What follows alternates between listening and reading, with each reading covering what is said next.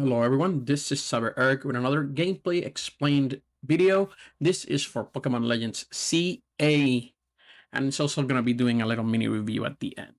I'm basically going to go over the gameplay aspects, combat, movement, right, open world, and how to capture Pokemon in this latest game for Nintendo Switch. But before I go on, I wanted to reminder to please like, comment, and subscribe. It helps the channel. So, combat. Combat in Legends CA is basically a real-time battle system.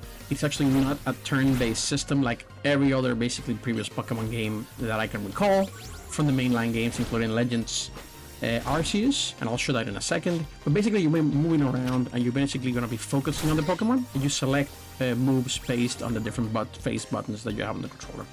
It's a very interesting combat system, and let me show you, first of all, here's the previous combat system. This is the turn-based combat system that you would see in previous games. Here I basically took it from Legends Arceus, and this is late in the game. Basically, you see the Pokemon here, you basically select the moves, but they're static. They're not moving around. It's not real-time battles. You're basically selecting the move, and basically the Pokemon move based on the animation, right? But it's a turn-based battle. You can move around in Arceus. You can't do that in other games. For the most part, that's how the combat was in the past. In this one, you can move around. You have to actually avoid attacks. For example, here, I get hit by that AoE attack from the Bottle Bunny there, or whatever his name is called. And you're basically gonna have to be strategically as to like what the moves are. The moves have cooldowns, and for example, and they have different ranges. For example, here's me using the Psybeam, and it's a long range attack. So you're gonna have to understand the basis of your Pokemon in terms of like, do they have a lot of close range attacks, long range attacks, and you avoid them. And even other moves that were previously unuseful in the past that you would forget, like for example Quick Attack, they're useful here because now they have a quicker cooldown.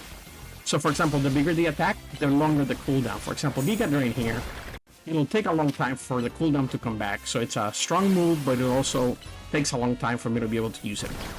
And it adds this very interesting strategy to the combat. And by the way, when you're in the open areas, you can be attacked by multiple Pokemon at the same time, and AoE attacks will actually hit multiple Pokemon.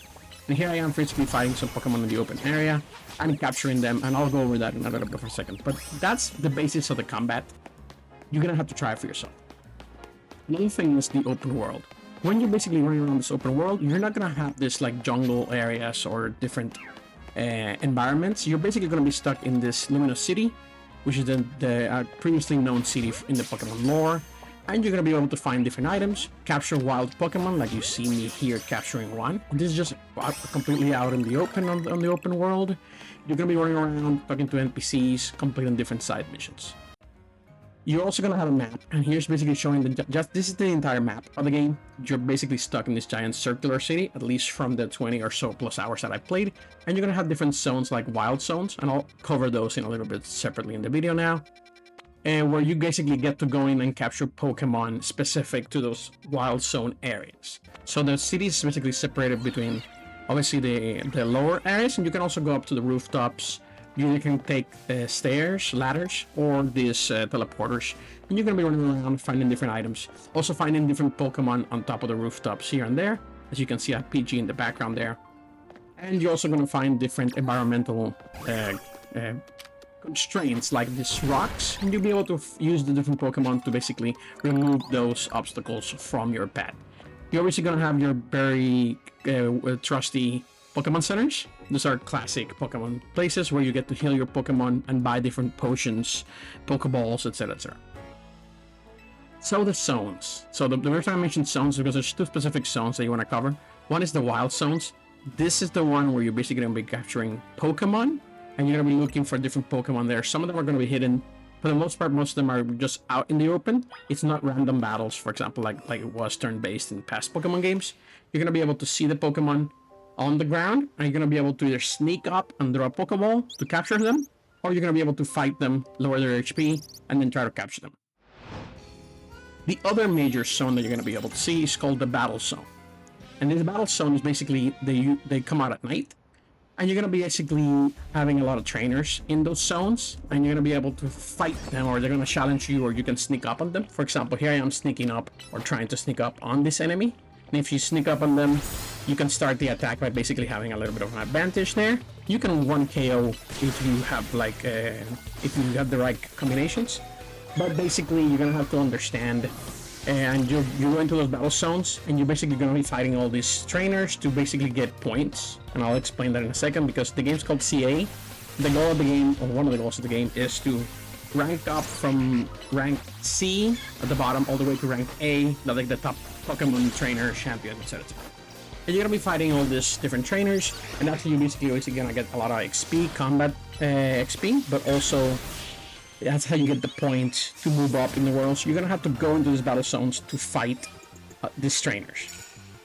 And here I am basically finishing a combat and getting some of the points. And here I am ranking up from, for example, one rank up.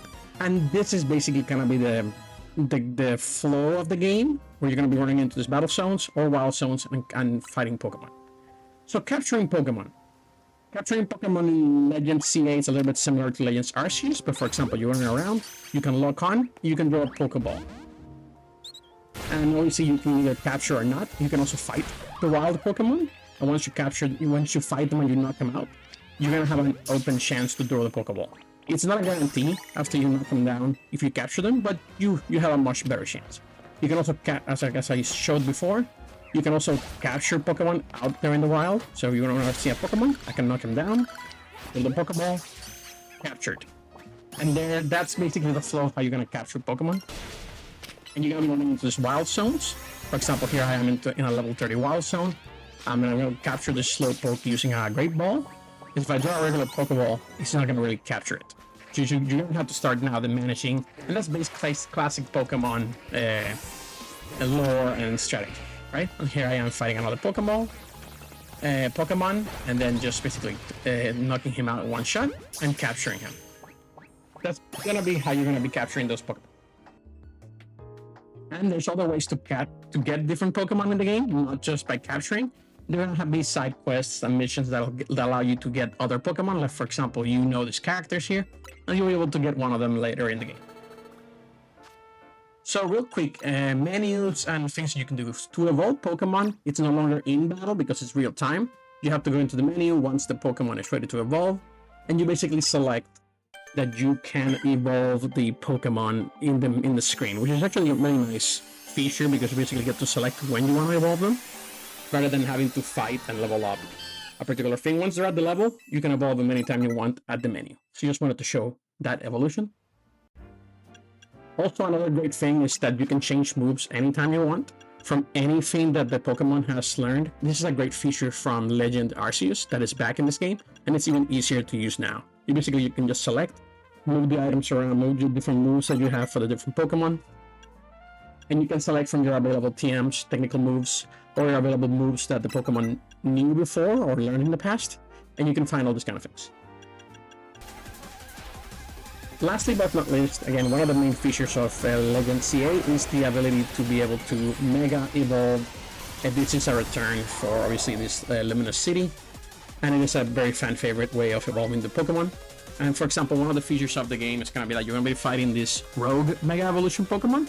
But it's one of the ways to also get those Mega Evolutions. So as you play the game, be aware that you're going to be able to fight these Mega Evolved Pokemon, and you're going to be able to get their Mega Evolutions. That's one of the ways to get them. There's other ways too.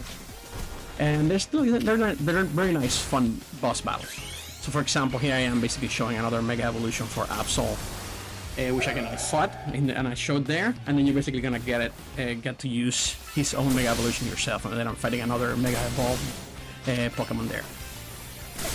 And I'm using the real-time strategy combat that you see there, and I'm basically just trying to beat him before he beats me.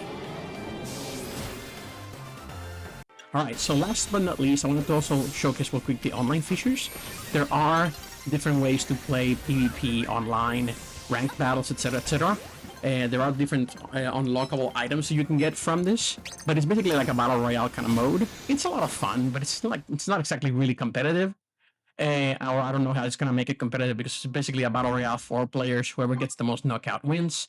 But I kind of just wanted to show that in case you're interested in online battles.